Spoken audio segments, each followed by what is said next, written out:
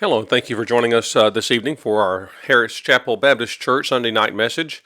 We're going to be looking in the book of Daniel. Going to take a detour in what we've been studying. We're going to look over into the book of Daniel and Daniel chapter 6. We're going to look in the Daniel in the lion's den. Daniel has, he's later in life at this time, spent majority of his life really under captivity. And though he is risen in rank, in various times in his life, he interprets the dream of Nebuchadnezzar. He talks about the writing on the wall with Belshazzar. Belshazzar dies, and then you have a new king, Darius, that is appointed to reign. And Darius likes Daniel quite a bit. He appoints him over almost everything we're going to read in just a moment. But Darius is tricked because people are jealous of Daniel, and they do not want Daniel to succeed. And it's amazing what we're going to see in this passage about how when somebody lives a godly life, they're not hurting anyone, they're doing the very best they can. Sometimes they'll have enemies come against them. That's what happens to Daniel. Let's look at this passage together. It says, it pleased Darius to appoint 120 satraps, I don't know how you say it exactly. These are just kind of administrators. It says to rule throughout the kingdom. And now let me cut over to where you see this picture. This passage, we're right here at the top, with 3 administrators over them. So it's kind of like managers and then administrators, one of whom was Daniel. So Daniel's one of the 3 top guys over in the kingdom. The satraps were made accountable to them so that the king might not suffer loss. Now Daniel so distinguished himself among the administrators and the satraps by his exceptional qualities that the king planned to set him over the whole kingdom. He's going to be like the prime minister. At this, the administrators and the satraps tried to find grounds for charges against Daniel in his conduct of government affairs, but they were unable to do so. They could find no corruption in him because he was trustworthy and neither corrupt nor negligent. Finally, these men said, we will never find any basis for charges against this man, Daniel, unless it has something to do with the law of God. So we'll stop at this point.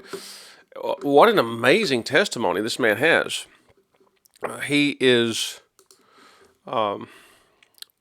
they want to try to find something against him. They said, this man has so much integrity, we cannot find anything against him. He is just a man full of integrity. There is no possible way we're going to find anything on him because he does everything the right way. And what a testimony for him, what a testimony for us as we go about our jobs. I'm not talking about preachers and ministers. I am talking about them, but also every one of us in our everyday life, to live a life of integrity, to do the right thing, regardless of what it costs us. We're going to do the right thing, and we're not going to lie, we're not going to steal, we're going to be honest. And again, that should be common practice for especially for Christians, but sadly, sometimes it's not. Lord, help me just to have a life of integrity. I'm going to do the right thing. If anybody's watching, if anybody's not watching, I'm going to do the right thing. Let's move forward. This is the way Daniel was. He was a man of integrity. So in verse 6, so these administrators and satraps went as a group to the king and said, may King Darius live forever. They didn't love King Darius, they loved themselves. But they were trying to find some way to promote themselves more so than for Daniel, this man of integrity, the man who lived a godly life that probably brought conviction on them. They felt probably it revealed their own sins, and they didn't want anybody like that. So verse 7, the royal administrators, prefects, satraps, advisors, and governors have all agreed that the king should issue an edict and enforce the decree that anyone who prays to any god or human being during the next 30 days, except to you, your majesty, shall be thrown into the lion's den. Now, your majesty, issue the decree and put it in writing so that it cannot be altered in accordance with the law of the Medes and the Persians, which cannot be repealed. So King Darius put the decree in writing. So they come up, they know that Daniel is going to worship his God, and there's nothing. I mean, this man is a man of integrity. Nothing's going to separate him from his Lord, and he's going to worship. And they think they have him trapped. Just like Satan thought he had Jesus trapped, maybe at the crucifixion. Just like maybe the Israelites seem to be trapped at the Red Sea and the mountains surrounding them. It's amazing sometimes when Christians get in a situation where it seems like an impossible situation that God does the miracle, the unbelievable thing that when you think nothing could save you, nothing could change the situation that you're in, God does something that only He can do. So He puts this, you see a couple of things. You see that just conniving, these satraps and administrators, how conniving they are and how deceitful they are. How they praise someone when they don't really mean it. They're trying to again, connive to get Daniel killed, to get him murdered, really, because they don't like the way he does that. Even though he's doing everything, he's doing everything the right way. And it almost makes you think that they were probably lacked integrity. Of course they did. We see what they did here, but maybe they were taking money for themselves. Who knows what was going on? And they didn't like doing things the right way. They want to do things a different way. And Daniel was exposing probably their sin, and they didn't like that. So they come up with a plan. And King Darius, who liked Daniel, who was very thankful that Daniel was overseeing everything, because everything was going so well. But King Darius, as the case with many kings throughout history, he loved himself. And he said, you know what?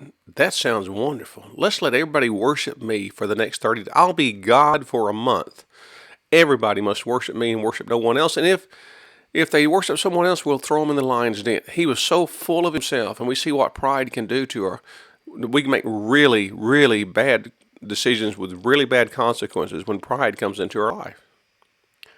And so he makes this decision, and he put it in decree in writing, and in accordance with the law of the Medes and the Persians, which many of you have heard how once you put your ring on that and you put it in the law of the Medes and the Persians, it cannot be reversed no matter what. Once it's put in law, it has to be fulfilled.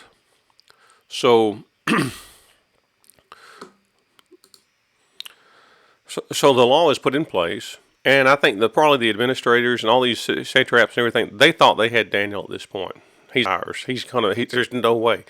So then they go, and says in verse 10, let's go to verse 10 at the very top here.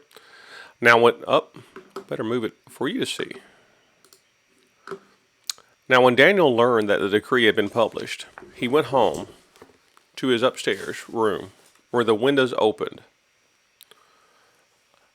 toward Jerusalem. 3 times a day he got down on his knees and prayed, giving thanks to his God, just as he had done before. This was his routine.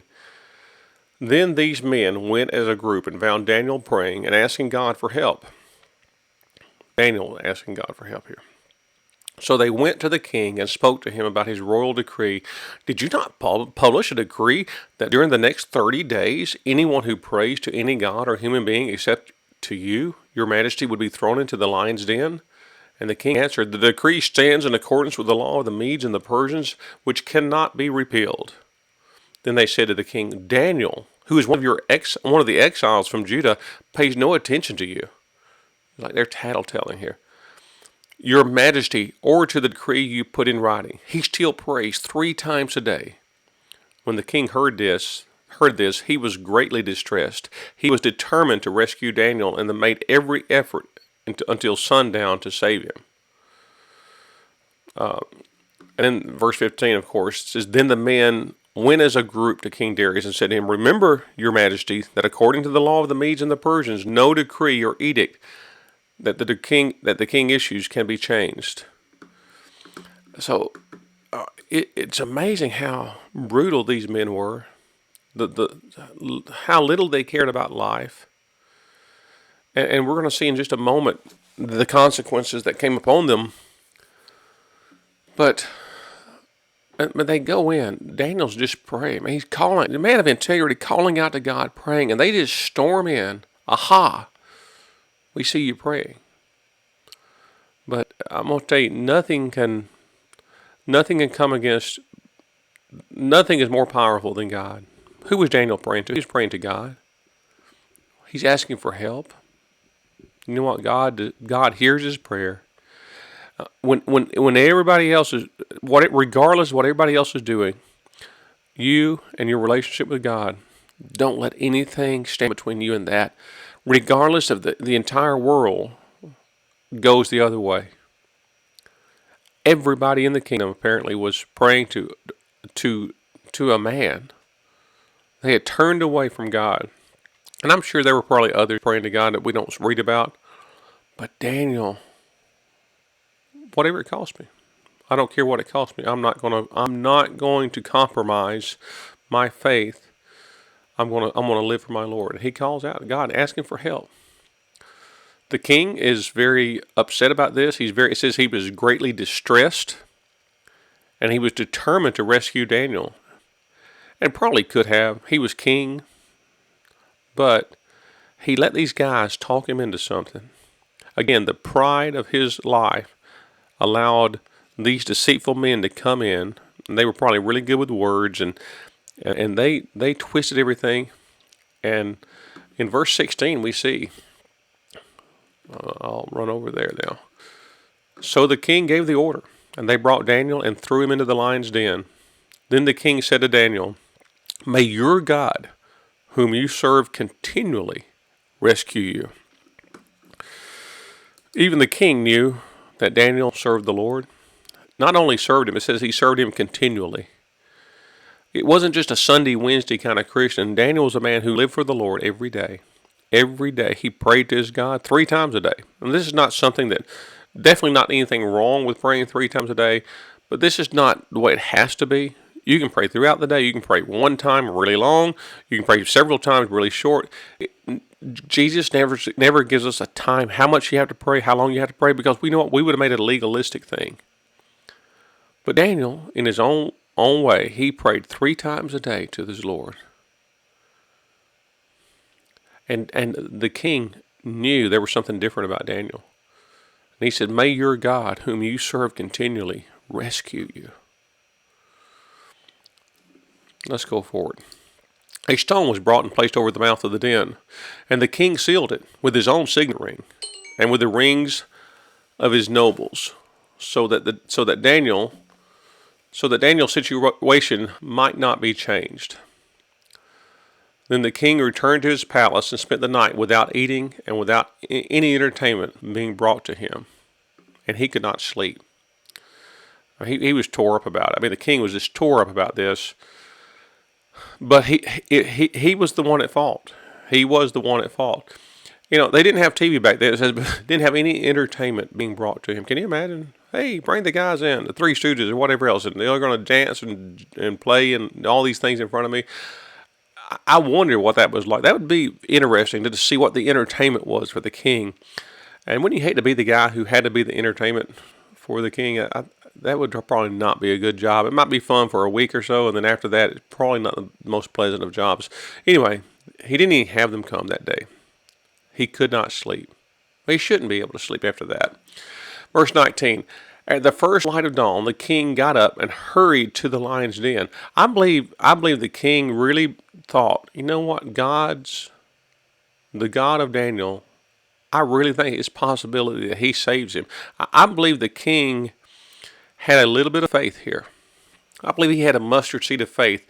I'm not saying he's a Christian. I'm saying that he saw Daniel's life, and he believed that what I see in Daniel, I believe that his God might be able to save him. Verse 20, when he came near the den, he called Daniel in an anguished voice. Look at that. Daniel's servant of the living God. Look at that.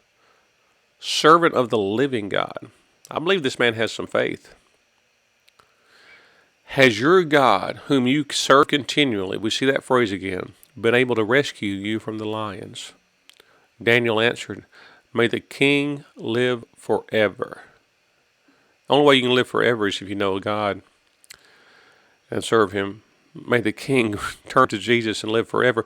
Verse 22, my God sent his angel, and he shut the mouth of the lions. They have not hurt me, because I was found innocent in his sight, nor have I ever done any wrong before you, your majesty. He was a man of integrity.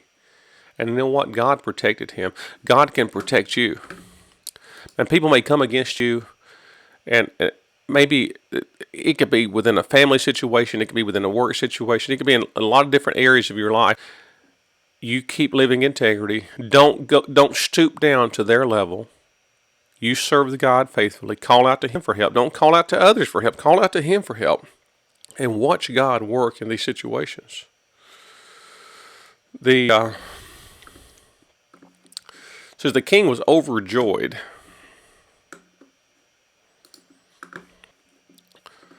The king was overjoyed and gave orders to lift Daniel out of the den. And when Daniel was lifted from the den, no wound was found on him, because he had trusted in his God. He didn't trust in his own strength. He trusted in God. Can you imagine, like Daniel, I guess I'll just fight these guys. If he tried to fight the lions on his own, it would not be good for Daniel. We'd be reading a different story here. We'd be reading about the martyrdom of Daniel. But Daniel trusted in God. Listen to this now. At the king's command, the men who had falsely accused Daniel were brought in and thrown into the lion's den, along with their wives and children. And before they reached the floor of the den, the lions overpowered them and crushed all their bones.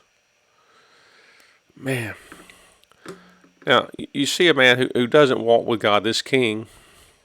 Maybe God's working in his heart, but he comes back with vengeance. And he takes these men. Can you imagine the conniving? And you may think it's the right way. Yeah, we'll do this. Is a good idea. We'll do this, and this will help us, get lifted up in the kingdom. When you connive, when you cheat, when there's dishonesty, and you're trying to go about life in crooked ways, there is a truth taught in Scripture that you're going to reap what you sow. It may be in this life, it may be in the next life, but you will reap what you sow. And these men did.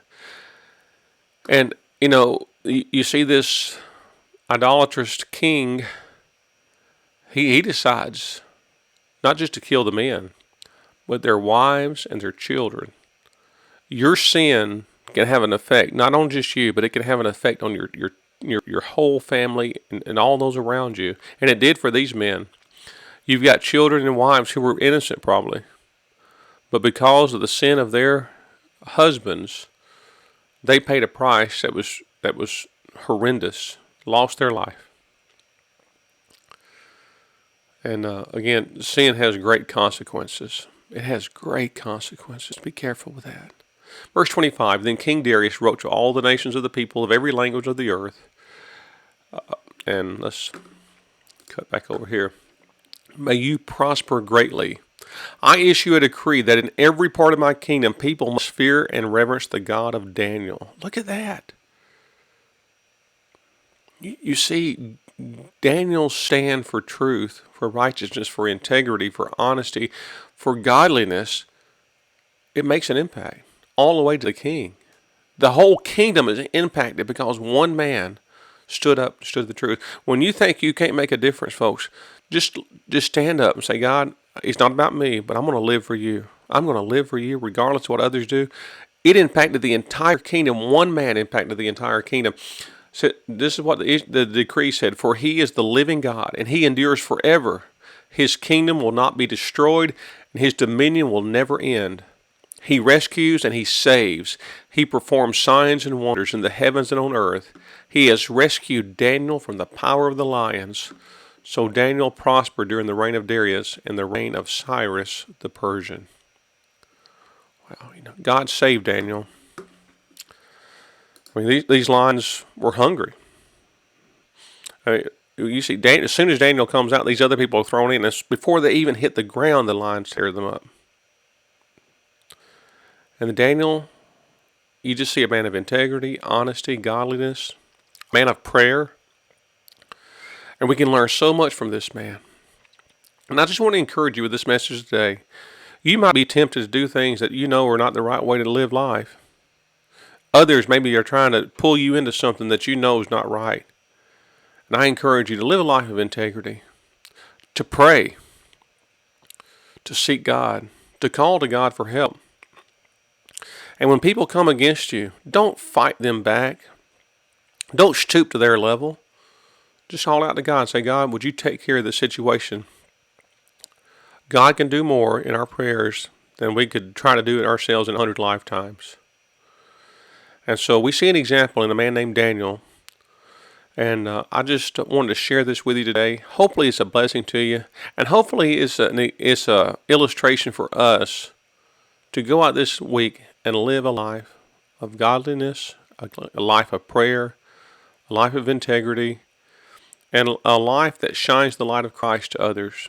And who knows, one life this week could impact a whole, it could impact a family, it can impact a church, it can impact a community, a county, a state, a country, a whole world. You never know how your life could impact somebody else when God is working in you. Thank you so much for joining us. May God bless you. Thank you for joining us. May God bless you and guide you this week. You take care.